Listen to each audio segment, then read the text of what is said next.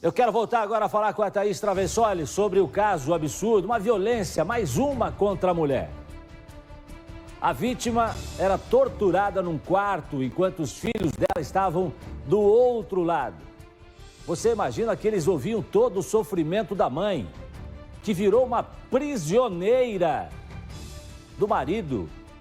Ô Thaís, mais um homem abusador, Thaís. Essa relação era uma relação de tempo. Que mais que você levantou nessa reportagem que você vai trazer pra gente aqui? Mais um caso, né, Jasson? Uma relação recente, apenas 6 meses de relacionamento. Ela conhecia esse homem na saída da escola em Piraquara, região metropolitana de Curitiba. Foi levar uma das crianças pequenas. Ela, 38 anos de idade, ele, 28. Ela estava um tempo já sem ninguém. Tem 5 filhos que variam a idade entre 4 e 14 anos de idade. Todas essas crianças morando com ela. Então ela estava sozinha e se permitiu ter esse relacionamento com esse homem. No começo, é aquele papo, né? Sempre muito amoroso, parecia ser alguém legal, tratava muito bem as crianças. Até que começa a ser violento. Mas a maneira de agir desse homem causa ainda mais revolta, é uma história absurda. Nós produzimos uma reportagem. Vamos conferir agora. Grades por todo lado. A violência aprisiona. Muito medo, porque tem pessoas me procurando amando dele. Medo dele me achar e terminar o que começou. A mulher que recebe a nossa equipe mudou a rotina por medo do ex-marido. A violência aconteceu em Piraquara, na região metropolitana de Curitiba. Hoje ela vive com os filhos em outra cidade. Nós não vamos divulgar o município e, claro, vamos preservar a identidade da vítima nesta reportagem. As imagens são fortes. São marcas das últimas agressões. A mulher de 38 anos passou a tarde toda sendo agredida pelo companheiro. Ele falou para as crianças irem assistir desenho. Aí foi onde ele trancou a porta. Ele tinha 2 facas dentro do quarto, daí o estilete, a chave de fenda. Colocou tudo em cima do balcão e daí foi onde começou a tortura naquele domingo e continuou o domingo a tarde toda. Cortou meu braço, cortou minhas pernas, cortou meu cabelo, furou a minha mão com a chave de fenda, aí amarrou uma corda no meu pescoço. Toda vez que a resposta que ele queria era que eu não tinha feito nada, ele apertava até eu desmaiar. Desmaiei umas 3, 4 vezes.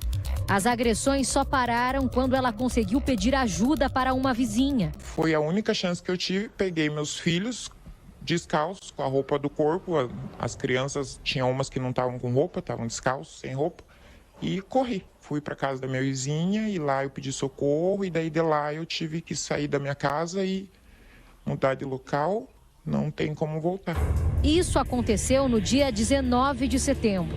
Ela procurou a polícia e agora tem medida protetiva contra o ex. Nesse tempo, ela descobriu que o homem de 28 anos já tem passagens pela polícia por violência doméstica. Ele furou uma menina com chave de fenda, foi preso novamente, ficou 5 meses. Aí agora ele está preso por causa da tentativa de feminicídio que ele fez comigo e porque ele estava respondendo ainda o processo daquela moça. E as outras moças retiraram a queixa por conta das ameaças e do medo. Ele chegou a ser preso recentemente, mas foi solto e tentou ir atrás da mulher. Carros constantemente ficam parados lá na frente de casa, porque uma das minhas filhas mora lá ainda, com o intuito de conseguir pegar ela para saber onde eu tô. O relacionamento tinha 6 meses. No início, ele parecia alguém amoroso e tratava bem os filhos dela. Mas 2 meses depois, tudo mudou. Ele já havia agredido a mulher outras vezes. Chegou a ter ciúmes do próprio pai. Ele cismou que eu queria dormir com o pai dele e que eu tinha dormido com o irmão dele para ir no mercado, alguma coisa. Se eu tivesse que ir, ele tinha que ir junto. E era uma briga quando ia no mercado em algum lugar, porque eu estava olhando para fulano, porque eu já tinha dormido com outro e não sei o quê, e era sempre assim.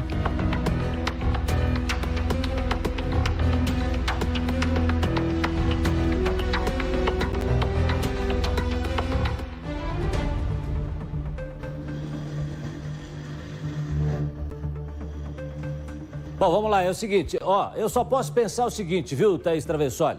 que uma pessoa como essa deve estar achando que está vivendo na era medieval. Só pode. Como é que você coloca alguém dentro de um quarto fechado e começa simplesmente a torturar? Isso é uma verdadeira sessão de tortura. A mulher desmaiou 3 vezes. Chave de fenda, faca, alicate, sei lá mais o que a pessoa pode ter usado para a mulher desmaiar 3 vezes. E se sente no direito de fazer isso. Por quê? Por que se sente no direito de fazer isso? Acha que a mulher é posse dele? E mesmo que fosse, nada justifica. Mas não é.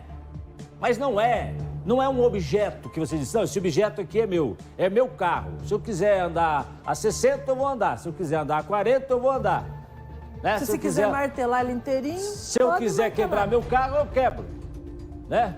Esses são os direitos da posse. Da posse, né? Agora, mas gente não é para ser objeto de posse. Gente não é. A mulher não é. Agora tem um detalhe também que eu fico assim pensando, né? Esse tipo de reportagem também serve muitas vezes de alerta. Nada justifica o que esse homem fez com essa mulher. Nada justifica. Nada. Mas muitas vezes esse tipo de reportagem também serve de alerta para a gente pensar muito bem antes de levar alguém antes de assumir um compromisso. Você disse, ela poderia muito bem ter ido morar na casa dele e poderia ter acontecido tudo que aconteceu, não é verdade? Eles poderiam ter ido morar num outro lugar, né? Assim como ele foi. Enfim, nada justifica. Mas assim, a gente tem que tomar muito cuidado e essas reportagens muitas vezes servem de alerta. Essa mulher, como é que ela está sendo tratada? Como que ela está sendo cuidada agora, Thaís?